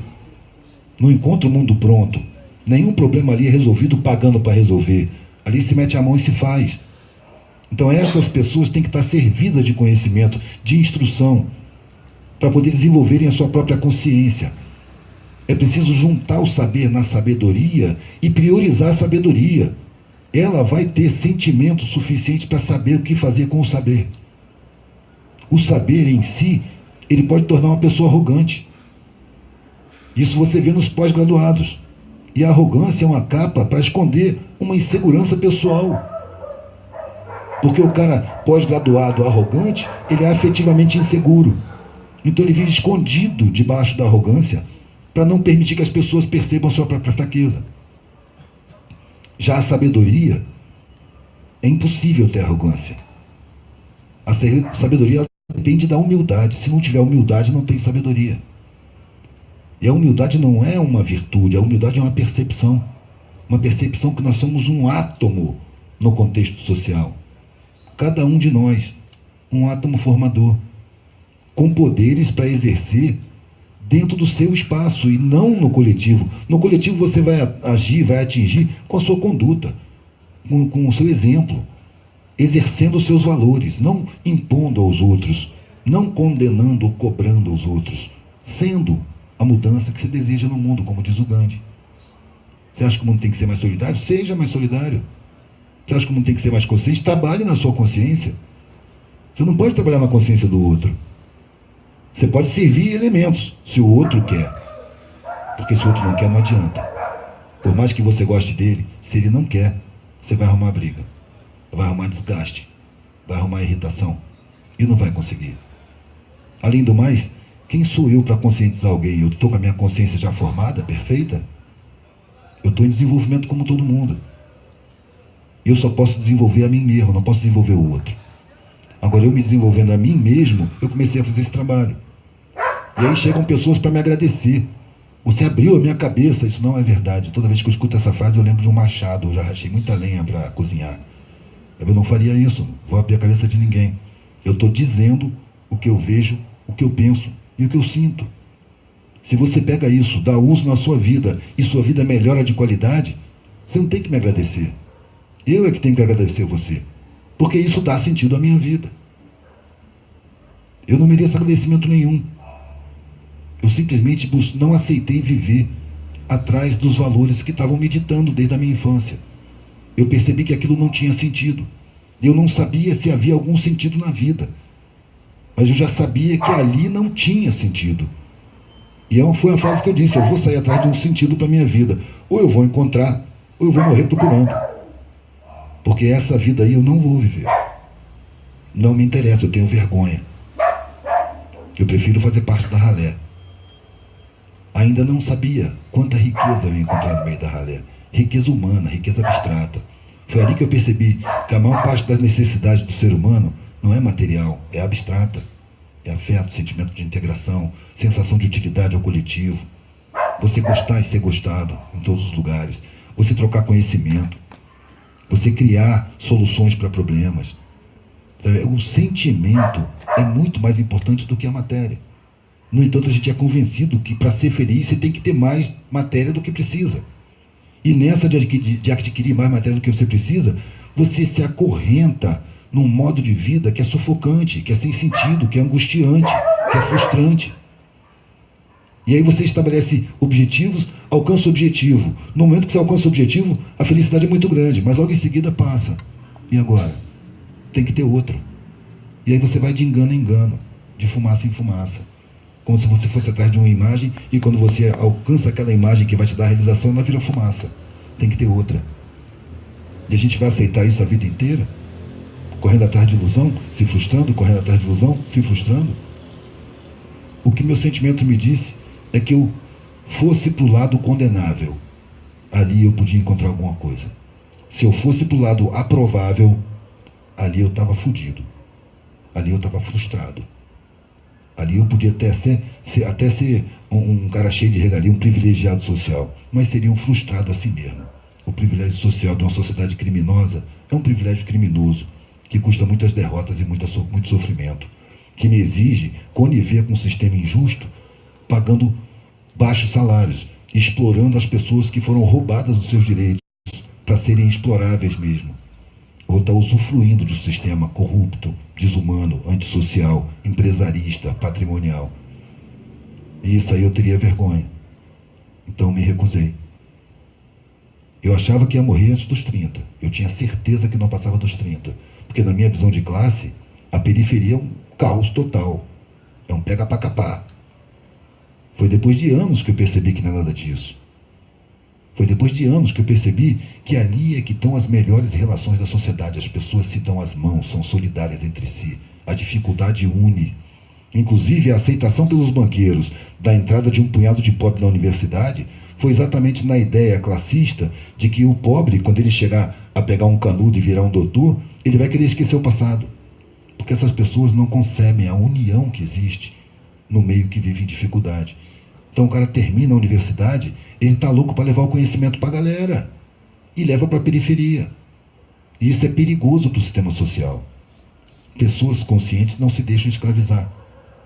Então é preciso manter os escravos na ignorância, na desinstrução, com o sentimento de impotência e de inferioridade, programados pela mídia que está lá dentro da casa dele, dizendo não diretamente, mas subliminarmente, que ele não vale nada porque ele não tem estudo. E o cara vale muito mais porque ele tem sabedoria, ele tem sentimento, ele tem solidariedade, ele tem humanidade muito mais profunda do que o formado em teorias que ganha uma baba e vai trabalhar numa mineradora, por exemplo. Agora está cheio de engenheiro lá defendendo a Samarco, dizendo que a Samarco é vítima. E, no entanto, a Samarco está causando câncer. Daqui a pouco eles vão mudar de nome a Samarco. Que nem a Monsanto. A primeira fábrica de transgênicos. Mas, pelo que eu sei, a Monsanto ela fabricava agente laranja na Guerra do Vietnã.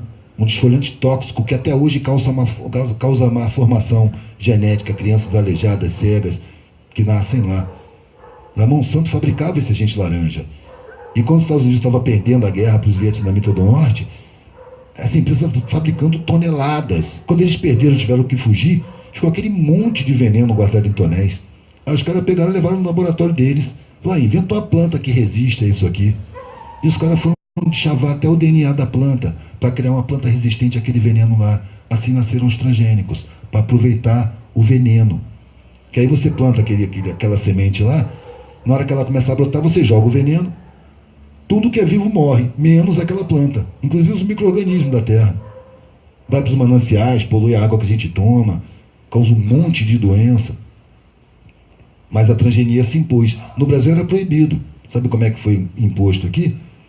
A Monsanto contratou vendedores brasileiros que tratavam com fazendeiros para levar semente de graça de soja, com a garantia do Roundup daquele ano e com a garantia de triplicar a safra em uma safra. Claro que o fazendeiro cresceu o olho e plantou. Quando começou a brotar, as associações patronais, as associações de latifundiários foram pressionar o Congresso. Antes da safra brotar, estava liberado o transgênico. Ainda teve resistência de alguns governadores e tal, mas eles acabaram se impondo. É o poder esmagador da economia. É o poder financeiro, que compra a mídia, que compra os governantes, que compra os legisladores. Agora eles acabaram com o financiamento empresarial de campanha. É balela pura. Caixa 2 come solto. Isso é mais uma encenação. É como a democracia. Uma democracia é um povo muito bem instruído, muito bem alimentado, muito bem informado, consciente dos seus direitos, conhecedor das leis e sabedor dos mecanismos que ele tem para controlar o seu governo e o seu legislativo. Isso nunca aconteceu. Nunca foi permitido ao povo ter acesso à informação, à instrução. Pelo contrário, é um cuidado meticuloso em manter o povo na ignorância. Então, nunca teve democracia aqui. O que tem é uma fachada, uma farsa, uma grande mentira. Não tem democracia e nunca teve democracia. É preciso construir uma democracia. Como eu não posso construir uma democracia na coletividade, eu faço um trabalho que possibilite, pelo menos, a concepção do que é uma democracia. Para outras gerações. Eu não vou ver um mundo justo. Mas se eu não trabalhar por um mundo justo, minha vida perde sentido. Eu vejo que a caminhada é milenar. O ser humano tem 2 milhões de anos. Pelo menos a caveira mais antiga que acharam, o crânio mais antigo que em Lagoa Santa, calcularam 2 milhões de anos. Então o ser humano tem 2 milhões de anos. O planeta tem 4 bilhões de anos. Muitas civilizações se sucederam aqui. Essa que nós estamos vivendo, uma civilizaçãozinha pequena, 2.500 anos, é a greco-romana, imposta pela Europa a ferro e fogo do mundo inteiro. É mais uma civilização que está destinada a passar. Mas as pessoas pensam a curto prazo. É como se a eternidade tivesse contida numa vida. Na hora que eu morrer, acabou o mundo. Não é assim. Eu vou ter satisfação em estar vivo participando do meu pedacinho. Eu tenho umas dezenas de anos para participar de um processo que é permanente. Eu entrei e vou sair em poucas décadas. Eu não posso querer o mundo mudado. Mas eu não posso deixar de perceber que é uma mutação permanente, geral. Até os minerais estão em mutação química, permanentemente, o que varia o ritmo. Então eu entrei num processo de mutação e vou participar dele, querendo ou não querendo, sabendo ou não sabendo, da forma que for. Geralmente eu participo de forma programada. Mas se eu sou dos rebeldes, dos que não se conformam, eu vou participar de outra maneira, a minha. E é assim que eu quero participar, escolhendo como, e não sendo induzido sendo programado, sendo pressionado, sendo cobrado, sendo ameaçado, como todo mundo é. Pode ver que quando você finca a pé e fala, não vou pelos caminhos convencionais, os primeiros a se manifestarem são os familiares. Meu filho, não faça uma coisa dessa, é pro seu bem, é por amor a você, você está se equivocando, para você não se dar mal na vida. Mas aí firma o pé. Vão dizer que você está com problema, vão mandar você para um psicólogo, para um psiquiatra, para conversar com pessoas que vão tentar te enquadrar de qualquer maneira. Continua firmando o pé. Você vai ver a mesma pessoa que morria de amor por você, queria que você se foda. Você vai se foder. Ué, cadê aquele amor todo? Não era preocupação comigo, não? Não era. Era inaceitação. Você tem que se enquadrar. Eu tenho orgulho de falar de você para os meus amigos. Eu sei, por notícias que me deram, que nas reuniões dos aposentados, os coroas, generais e coronéis e desembargadores, todos eles se gabavam do filho, tá dirigindo uma multinacional, tá muito bem colocado, ganhando um montão de dinheiro, trabalhando no estrangeiro. E o seu? Os meus pais perguntaram. E o seu? Eles choravam, de vergonha. Meu filho, infelizmente, está aí, um mendigo, largado, fazendo artesanato, virou hippie, maconheiro. E eu estava muito bem. Se eles estivessem bem comigo, eu estaria mal comigo mesmo. Eles não se davam conta disso. O que eles queriam na cabeça deles era o meu bem. E, no entanto, eu tenho consciência de que se eu fizesse o que eles acham que era o meu bem, eu estaria doente. Talvez eu não estivesse nem vivo. No próprio exército, que eu me forcei a ficar mais do que eu quis, eu tive uma doença que ninguém soube o que era. Cresceu um caroço no meu pescoço, eu fiquei cego de um olho, com o outro eu só via nuances. Fiquei na enfermaria meses, sem saber o que era. Exame em cima de exame, fizeram a junta médica e não descobriu o que era. Eu consegui ser licenciado, fui para Brasília, que meus pais moravam em Brasília. Em 15 dias eu estava bom. Sumiu tudo. Porque passou angústia.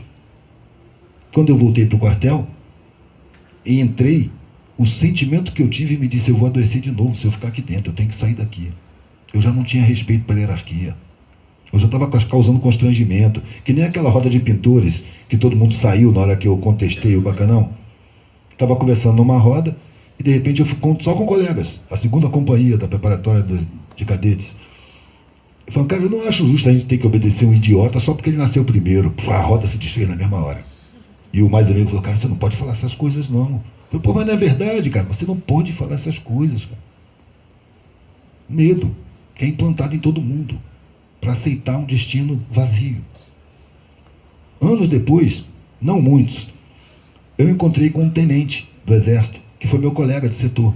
Ele estava fardadinho, em Barra Mansa, com cap, botões dourados, 2 estrelinhas no ombro, com outro tenente que eu não conhecia, com as malinhas para pegar um ônibus para ir para o Rio. E eu estava justamente vindo pegar um ônibus para o Rio, só que estava chovendo muito em Barra Mansa, será Barra Mansa, a água estava até o tornozelo, e eu de sandália havaiana, né? A sandália havaiana, quando está a água assim, ela arrebenta. Então eu tirei a sandália, fiquei descalço, amarrei a sandália, meu cinto era uma corda de sisal. Do outro lado tinha um rolo de arame. Minha bolsa era também de sisal, de nó. Tinha uma mochila bem velha nas costas, cabelão, barba, rala, 23, 22, 23 anos. E encharcado da chuva. Ele não me reconheceu, com certeza. Aquele cara cabeludão, barbudo. Eu parei. Quando eu subi para comprar as passagens, estavam os guichês ali, eu vi ele sentado. E reconheci. E fiquei olhando para ele. Olha o Adalto, rapaz. Olha, sabia que ele ia seguir carreira. Ele estava a mesma coisa, a mesma cara. A única diferença era um bigodinho que ele raspava aqui em cima, deixava uma linha de pelos em cima dos lábios, sabe, Sargento Garcia? Mas era a mesma cara. Aí eu encostei na pilastra, assim, do lado da escada, fiquei olhando para ele assim, meio rindo, né? Aí eu vi que ele olhou para mim, aí olhou para o outro lado para ver o que eu podia estar olhando, né? Viu que não tinha nada, era com ele mesmo, mas já começou a franzir o senho, que esse cara está me olhando. Daqui a pouco chegou o outro, com as passagens. Aí quando o outro chegou a pegar a bolsa, eu vi que ele falou alguma coisa e os dois olharam na minha direção. Falei, eu sou o assunto ali. E estou achando engraçado. E eles vieram vindo na minha direção para pegar a escadaria e descer para o setor dos ônibus. Eles vinham vindo na minha direção, me olhando assim fixamente, e eu olhando para eles calmamente e rindo, né? Assim, com um sorriso na cara. E eles achando aquilo muito estranho. E vindo. Quando eu vi que eles iam passar direto, sem me abordar, Eu soltei assim, Adalto. Vixe, o cara tomou um choque.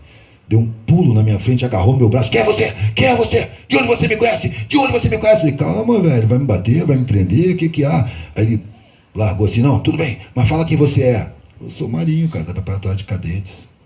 Por isso que eu não gosto que me chamem de Marinhos, me lembra Exército. E também me lembra Globo. Mas tem cavalo marinho, pô. Tem, aí é do mar, né? Mas é que é um nome muito repetido.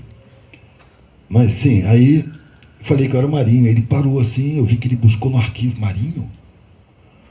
Se arregalou, Marinho.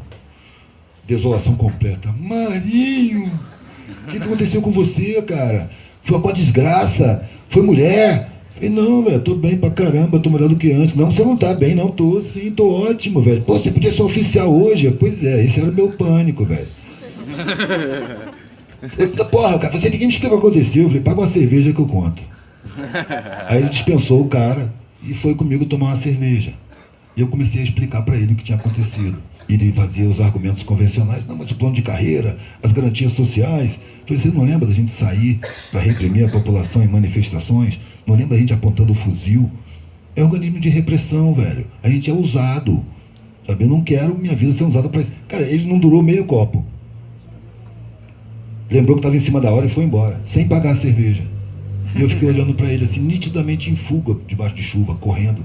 Aquele oficial do Exército Brasileiro, todo cheio de botão dourado, correndo, atravessando a rua. Porque enquanto eu falava, ele ficava olhando para debaixo da mesa, assim, sem saber o que pensar.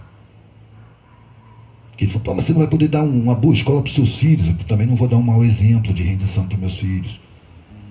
A vida passa muito rápido, velho. Quando você estiver velho, você vai olhar para trás e vai ver que você teve a serviço de um organismo de repressão. Falei dos direitos constitucionais da maioria das pessoas, falei da afetividade da galera menos possuída, a galera desvalida, periférica. E ele não tinha preparo para ouvir aquilo, ele não queria ouvir aquilo, ele fugiu espavorido, ele deve ter sonhado com aquilo, imagino eu. Porque a história ainda continuou. Ele correu, eu se não tivesse a grana, eu chamava ele de volta. Volta aqui, rapaz, paga a cerveja aí, velho, senão vou ter problema. Mas eu tinha a grana, eu vi que ele estava em fuga, respeitei o pânico dele, paguei minha cerveja, fui lá, comprei minha passagem, desci para os ônibus, ele estava na fila para o mesmo ônibus que eu ia pegar. Quando eu cheguei na fila, ele saiu. Ficou só o outro. E ele não voltou. A fila foi entrando, foi entrando, foi entrando. Eu era o último, dei a minha passagem, peguei o canhoto, subi, sentei logo atrás do motorista. O motorista entrou, ligou o motor, aí ele apareceu. Quando ligou o motor, aí ele entrou, passou por mim, fez assim e foi lá para trás. Eu não tinha dormido a noite inteira, apaguei. Acordei quando estava chegando, estava no Rio já, estava chegando não, estava estacionado com o motorista me sacudindo. Chegou, rodoviária! Acordei, o cara tinha ido embora, não tinha falado mais comigo. Aí eu fico imaginando, ele deve ter sonhado, deve ter tido pesadelo. Ele deve lembrar de mim até hoje. Não sei o que aconteceu com ele. Para mim foi uma experiência interessante, porque ele estava enquadrado e estava já insatisfeito. E o que eu fui falando nele foi incomodando muito. Olha quanta coisa você tem que engolir, cara. Olha quantos idiotas, quanta corrupção, quantas barbaridades você tem que presenciar. E ele estava no começo de carreira. E ele não queria pensar nisso. E eu nem sei se eu tinha o direito. Mas certas coisas acontecem, parece que eu não estou no controle. Tem algum motivo para eu ter passado ali na vida dele daquela maneira.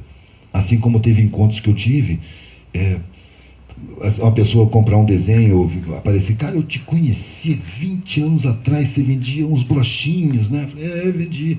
Pô, depois daquele papo, velho, minha visão mudou. Aí eu já percebi que eu estava em função naquela época, sem perceber. Como se eu fosse uma antena. Desde que eu me dispus a buscar valores verdadeiros, a buscar uma atuação verdadeira na sociedade, a enxergar a realidade como ela é, eu comecei a servir de antena. Para quem? Sei lá. Eu sinto que tem muitas dimensões. E que tem seres em outras dimensões que participam da nossa evolução aqui. Daí a intuição, as premonições, as visagens que eles falam do sertão serem tão comuns. Os ateus não têm condição de tratar com isso. Mas para mim o ateu está muito próximo do religioso, sabe? São duas figuras que afirmam que eles não podem afirmar.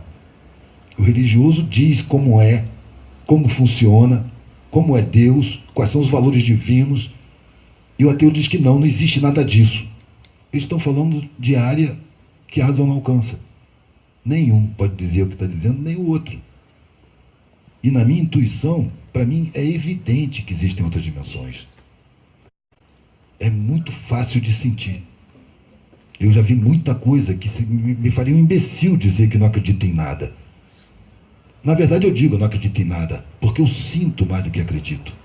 Eu sinto que tem coisa, mas eu não me dou o trabalho de entender. Já tem coisa suficiente à minha volta para eu entender. E eu percebo que as pessoas que mais se aprofundam nas religiões são as que mais se afastam da realidade. É muito comum ver um graduado religioso exercendo arrogância. Arrogância, para mim, é sinal de primarismo espiritual. Grandeza espiritual é humildade. E aí você vê os graduados das igrejas sem humildade nenhuma.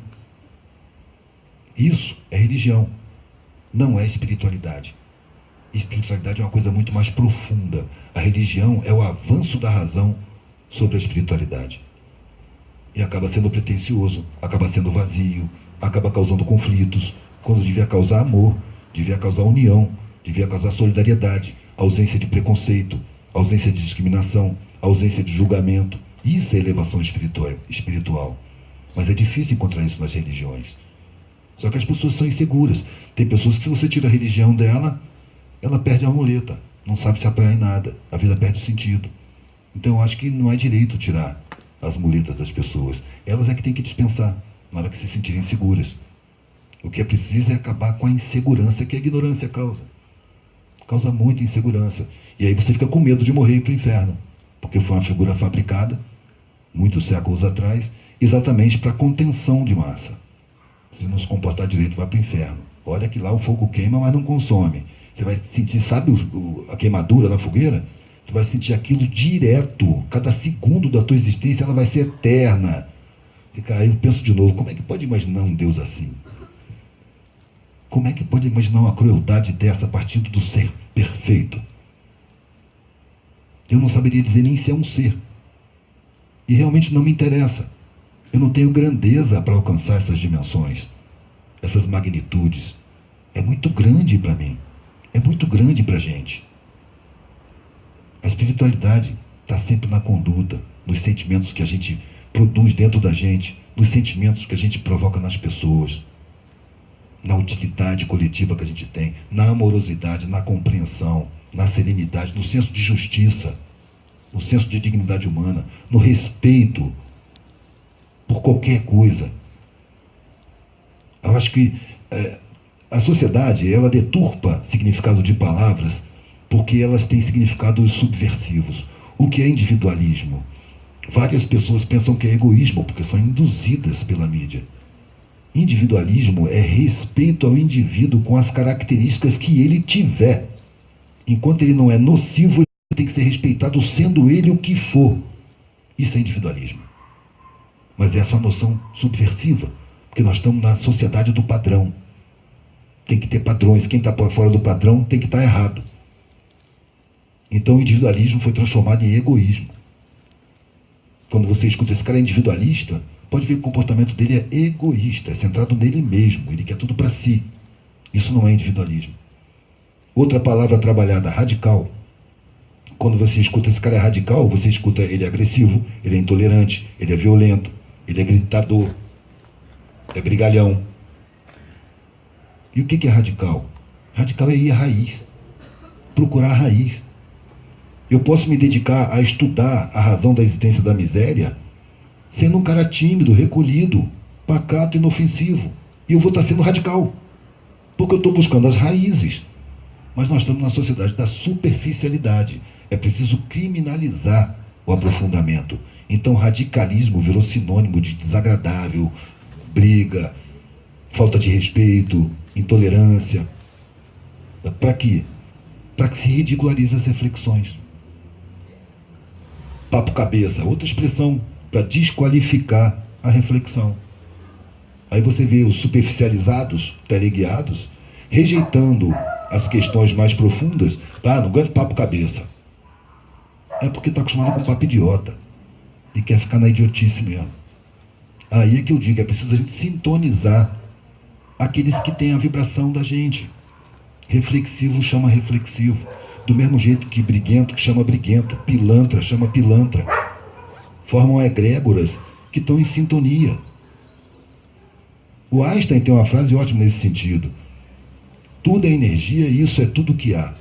Sintonize a sua frequência e essa é a realidade que você terá. Não tem como ser diferente. Isso não é filosofia, é física. Então esse sintonize a sua frequência é exatamente aquilo que eu estava falando antes. A sua frequência é formada pelos seus sentimentos, pelos seus pensamentos, pelos seus desejos, pelo seu caráter, pela sua visão de mundo, pela sua conduta, pelos sentimentos que você causa nos outros, pela sua atuação social, pela sua atitude como pessoa humana. Tudo isso forma a sua frequência. Então, se você é um cara mal-humorado, arrogante, que vive baixo astral, sempre com raiva, você vai encontrar o que essa frequência sintoniza. É óbvio. Vai encontrar fingimento de muita gente que tem medo de você. Vai encontrar outros que também são como você, mal-humorados, brigalhões. Vai estar sempre se aborrecendo e aborrecendo os outros. Sintonia de frequência. A realidade que a gente tem é construída com a nossa sintonia de frequência. Alguém está medindo quanto tempo eu estou falando? Eu falo pra caralho, não tenho noção não. Eu precisava que alguém perguntasse alguma coisa. Quer perguntar alguma coisa? Queria. Meu nome é Giovanni, alguns aqui me conhecem, eu sou professor aqui na rede pública de português, literatura, linguagem. E também sou poeta, tem outros poetas aqui na casa. E assim, me emociona muito quando você toca na questão da educação, que a gente que está lá dentro, principalmente que está vibrando nessa frequência, é muito pesado, porque é um ambiente extremamente castrador, limitador, e o professor ele joga nos dois times, né? Ele tem que jogar no sistema, cumprir procedimentos ali do sistema educacional, e ao mesmo tempo ele tem que tentar romper, quebrar essa mentalidade na cabeça da molecada. Então é um jogo jogar dentro, tentando quebrar por dentro. É uma coisa que me dói muito, e principalmente quando você me lembra muito Paulo Freire, né? Na maneira de lidar com a educação. E aí, pensando nisso, eu queria que você falasse um pouco da sua experiência na escola, finais do fundamental, ali ensino médio, que eu imagino que deve ter sido no auge da ditadura ali, sei lá, 70 e poucos. E como que você vê hoje, assim, porque eu vejo que esse modelo está ruindo de educação. Não tá dando, ele já não dava conta, acredito que na minha época já não dava, já sentia que esse modelo é um modelo que ia ruir, que não ia aguentar, né?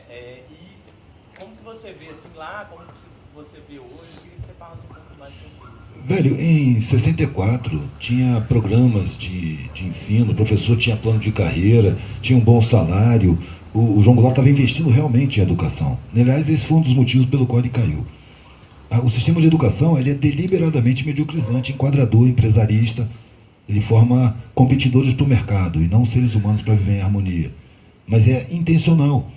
E lá dentro, os professores que têm a vocação são perseguidos, é óbvio que são. São podados de todas as maneiras, são observados com muito cuidado. E criou-se uma casta de professores desinteressados. Você vai passar dos professores, os caras estão falando mal de aluno. Isso não é professor, cara. Ele não é professor, não nasceu para isso. É que nem médico, cara. Essas duas profissões deviam ser sagradas na sociedade. O ensino e a medicina. O cara tem que ser vocacionado, tem que gostar de tratar com as crianças ou com os adolescentes. Ele tem que ter o dom da comunicação, ele tem que ter a intenção de formar seres humanos. Mas isso não está de acordo com o sistema vigente, dominado de cima. A função da escola pública é criar a massa de baixa qualificação. A função da escola particular é criar aquela classe minoritária que vai gerenciar a mão de obra, a baixa qualificação. Existem pessoas que percebem isso. Agora, eu acho ingênuo você achar que entrando no sistema você vai quebrar o sistema. O que você faz é oferecer oportunidades para aqueles alunos que têm um brilho diferente nos olhos. Em cada sala que você vai, você encontra 3, 4, meia dúzia que brilham diferente, que sentem diferente, que vibram diferente, que têm um outro tipo de pergunta, que têm um outro tipo de interesse, que têm uma profundidade muito maior do que os demais. No meu tempo, velho, era um por classe ou nenhum. Hoje as exceções têm se multiplicado muito. Eu acho que é com esses, principalmente, que a gente tem que trabalhar. E a escola não está dando conta. A escola nunca deu conta.